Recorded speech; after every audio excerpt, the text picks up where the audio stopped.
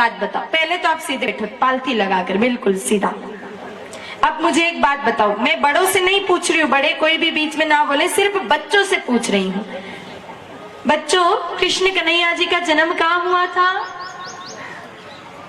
बोलो बेटा।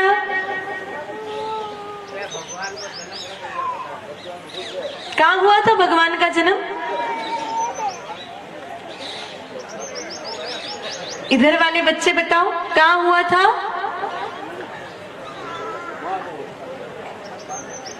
इनको पूछो भी सलमान खान का जन्म कहाँ हुआ था, इनको पता है। अब मेरे भाई बहनों, ये हंसने की बात नहीं है, ये डूब मरने की बात है।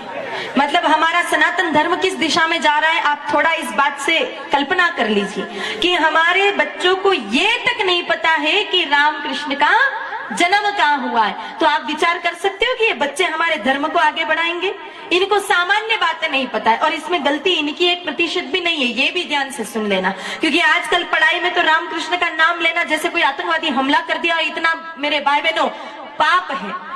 तो पढ़ाई में तो इनको कोई बताएगा नहीं कि रामकृष्ण का जन्म कहाँ हुआ, फिर कौन बताएगा? पहले बच्चों को पता होता क्योंकि दादा दादी कहानियों के माध्यम से बच्चों को बता देते थे, पर आज कहाँ किसको फुर्सत है। दादाओं को तो दिन भर चबूतरे पर बैठ करके इधर उधर की परपंचायती राजनीति की बातें करने से फुर्सत नहीं, या फिर चौराहे पर बैठ करके ताश पीटने से फुर्सत नहीं, और दादियों को इधर उधर सास बहू की थारी मारी करने से फुर्सत नहीं। तो फिर इन बच्चों को कौन बताएगा कि रामकृष्ण का जन्म कहाँ हुआ है? मेरे भाई बहनों, ये बहुत ही शर्म की बात है कि हम हिंदू बच्चों को नहीं पता कि रामकृष्ण की कहाँ जन्म हुआ, ये जबकि धर्म की सामान्य बातें हैं। आप देखना, मुस्लिम संप्रदाय के इतने बच्चे होते हैं ना, वो सुबह सुबह टोपी लगाकर हाथ में अपने धर्म की धार्मिक पुस्तकें लेकर के तालीम लेने जाते हैं, उन धर्म की शिक्षा ग्रहण करने जाते हैं। क्यों? क्योंकि उनके माँ बाप ने उनको सिखाया है कि धर्म पहले है और बाकी सारी बात बाद में है। लेकिन हमें इससे कोई मतलब नहीं, हमारा धर्म जाए भाड़ में।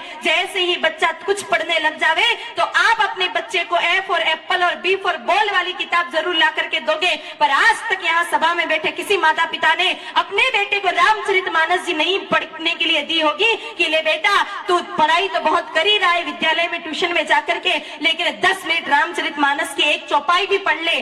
कभी आप लोगों ने अपने बच्चों को गीता जी ले जाकर के नहीं दी कि ले बेटा एक श्लोक तू गीता जी का भी पढ़ ले? अरे पढ़ लिख करके धर्म की शिक्षा तो आपने दी नहीं, तो फिर ऐसा बेटा क्या करेगा? पढ़ाई लिखाई करके संस्कार तो आए नहीं, क्योंकि आजकल की पढ़ाई में संस्कार आएंगे ये तो कल्पना भी मत करना। क्योंकि आजकल जो मैकालय शिक्षा पद्धति है वो पूरे भारत को बर्बाद करने पे टिकी है।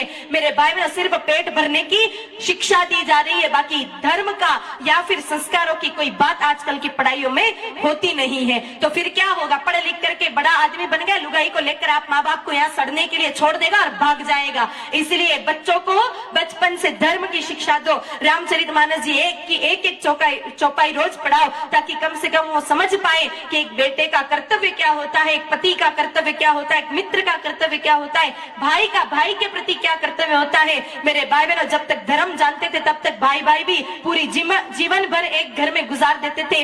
आजकल पत्नी आवे 8वें दिन दोनों को अलग अलग करना पड़ता है, नहीं तो मेरे भाई बहन 90 दिन कोर्ट में दिखेंगे दोनों एक दूसरे पर केस दायर करते। क्यों?